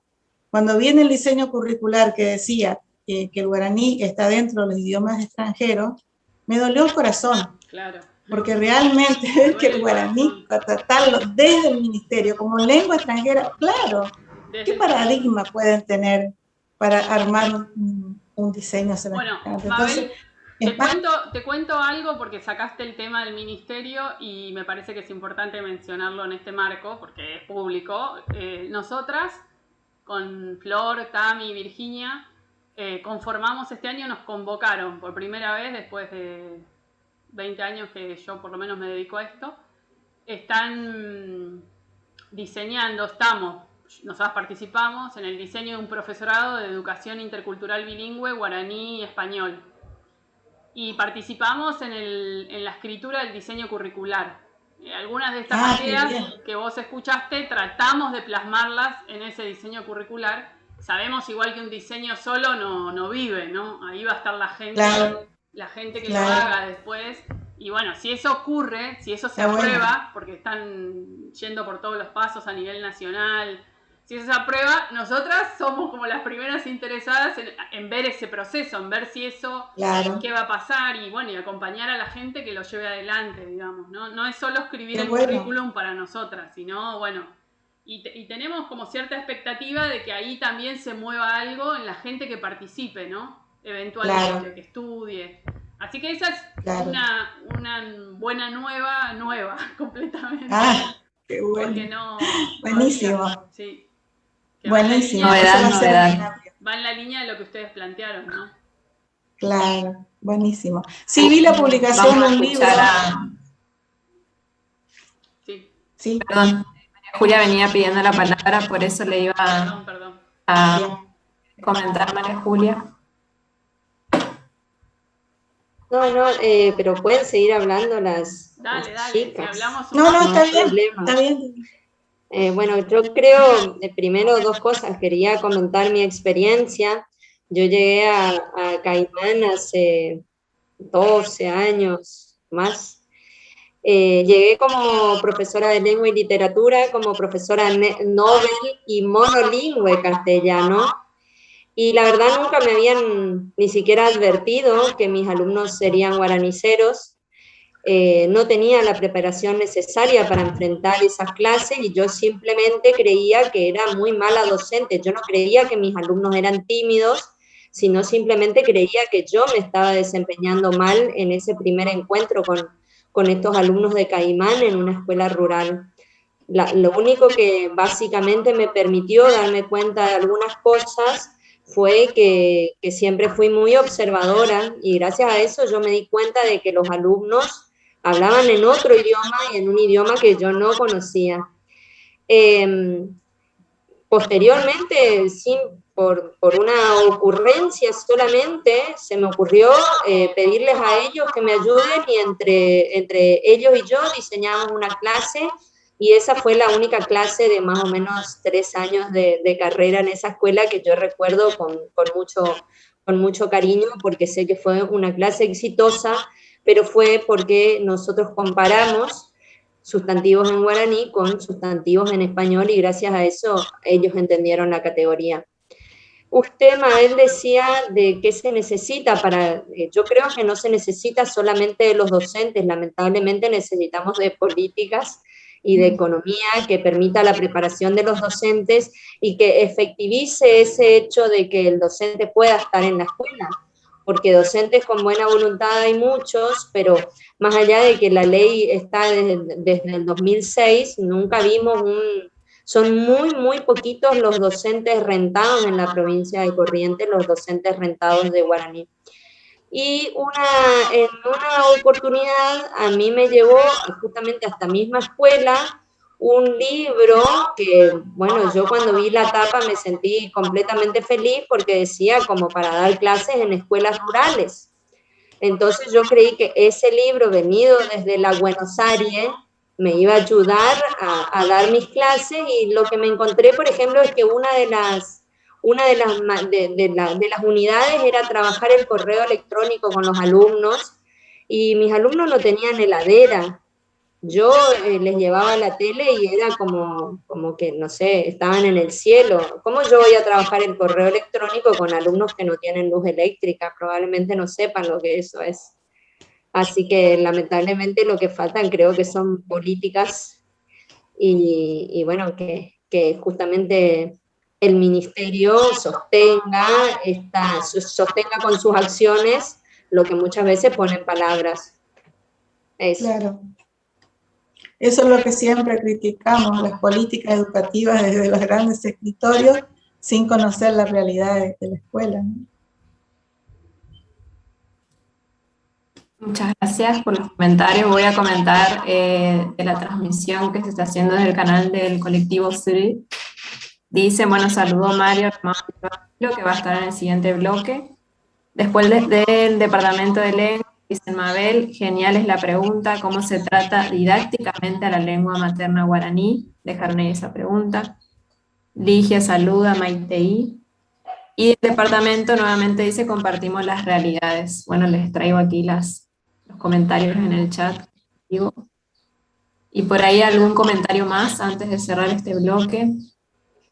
Yo para tirar una idea nomás vinculado al bloque anterior y a lo que fueron compartiendo hoy, me parece, bueno, ir viendo como las distintas realidades, las distintas situaciones del trabajo con materiales que nos llegan a las escuelas, desde distintos organismos, instituciones, ministerios, y también ver esos materiales, como comentaba hoy ya no está Víctor, pero bueno, esos films que se fueron produciendo, materiales didácticos producidos por los mismos maestros, que muchas veces son las únicas herramientas que se tienen. Y bueno, como el ingenio y la invención, y en eso nos viene re bien lo de la tipografía, porque desconocemos, gracias ahí a Ramiro y a Eugenia también por mostrarnos ahí todas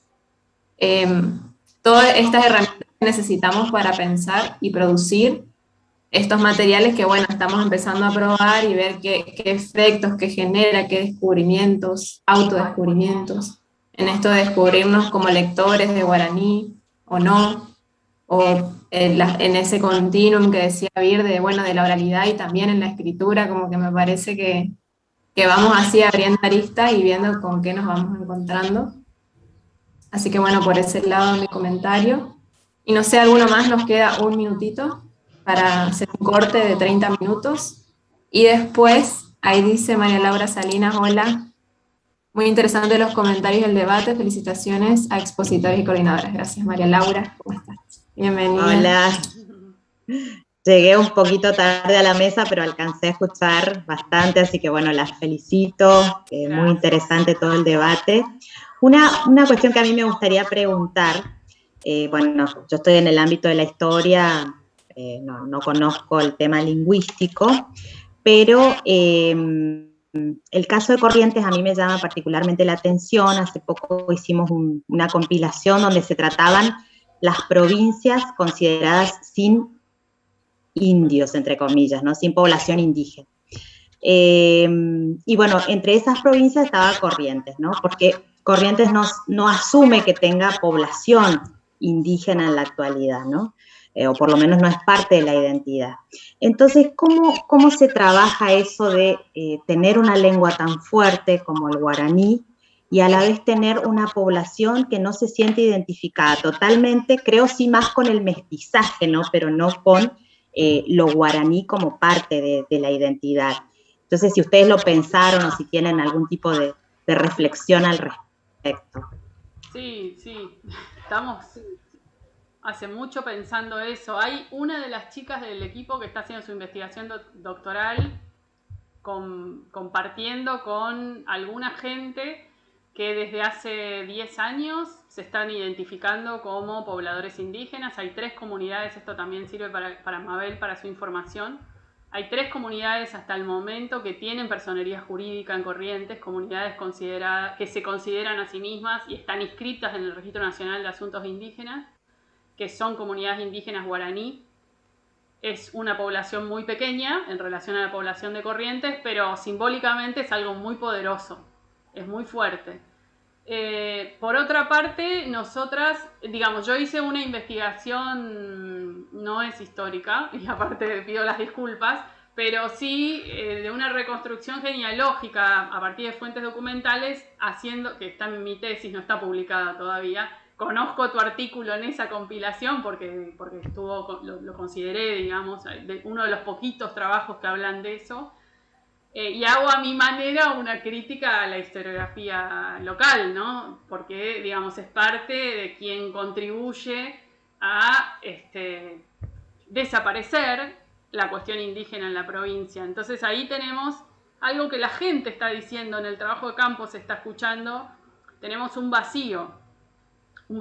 La gente habla de un vacío. Esa es como la idea que está apareciendo en el trabajo de campo. En ese corte, digamos, desde que hasta que hubo población indígena guaraní, prácticamente mayoritaria y monolingüe guaraní, estamos hablando del siglo XIX, no estamos hablando del siglo cuando llegaron los jesuitas nomás, ¿no? Estamos hablando de posreducciones. Hay un vacío documental importante, que tampoco es casual desde mi punto de vista, y hay un vacío contemporáneo de los investigadores que, como no imaginamos, y esto tiene que ver con lo de la educación bilingüe, como no imaginamos que eso hubiera podido existir, tampoco se buscó. Entonces, hay descubrimientos muy recientes de los grupos de investigación, los franceses y los alemanes básicamente son los que se ocupan, en Argentina Wilde, Cerno, en fin, descubrimientos recientes, contemporáneos, estoy hablando de este siglo, de fuentes documentales escritas en guaraní que se desconocía que existieran. Entonces uno construye toda una memoria, una ideología y una política en función de ese desconocimiento, que no es un desconocimiento inocuo ni ingenuo, ¿no? Hay una producción de desconocimiento Entonces, bueno, ahí hay como un gran tema que hay que entrar. La otra vez yo hablaba con María Silvia Leoni y le reclamaba un poco, ¿no? Como ella es historiografía de la historiografía, reclamaba desde mi lugar de investigadora contemporánea, digamos, y de antropología, pero que hay que meterse, ¿no? Con eso. Y la gente está empezando a demandar. En el trabajo de campo eso se está escuchando. Ayalén Morales Michelini es la becaria doctoral del grupo, que ahora está terminando su tesis y por eso no está acá, pero que está planteando las primeras cositas de la emergencia indígena contemporánea. No hay nada identificado porque es muy, muy reciente. Y aparte de que es reciente, es bastante resistido por los ámbitos políticos, por la élite dominante, pero también por las clases medias y los intelectuales. Es bastante resistido el tema, porque ¿qué vas a hacer indígena? Ahora vos te haces, pero mirá qué tonada, vos tenés tonada porteña, pero vos bueno, una serie de cuestiones que, bueno, que son muy interesantes para ver para dónde seguimos. Y en este planteo que nosotras hacemos en el profesorado que mencioné, sí tratamos de, no sé, no ver el futuro porque eso no lo ve nadie, pero tratar de considerar estas cuestiones que sentimos que están siendo convocantes, y entonces hicimos algo que es bastante novedoso para un profesorado, que pensamos en asignaturas que se llamaban tradiciones guaraníes en plural, y eso tiene que ver con no poner algo que sea lengua y cultura, sino algo que sea plural, que abarque las tradiciones guaraníes jesuíticas, las tradiciones guaraníes indígenas y las tradiciones guaraníes correntinas. Porque cuando en el trabajo de campo está mostrando que las tradiciones guaraníes indígenas no son tan distintas de las tradiciones guaraníes correntinas. Entonces que hay procesos identificatorios que cambian, pero las prácticas sociales son las mismas, ¿no? No es otra gente, somos nosotros que vamos cambiando nuestra forma de concebirnos. Por eso cuando ustedes hoy hablaban de interculturalidad, si nosotros vivimos la interculturalidad, nuestras comidas, nuestras costumbres, nuestros yuyos, nuestra forma de ser, es guaraní.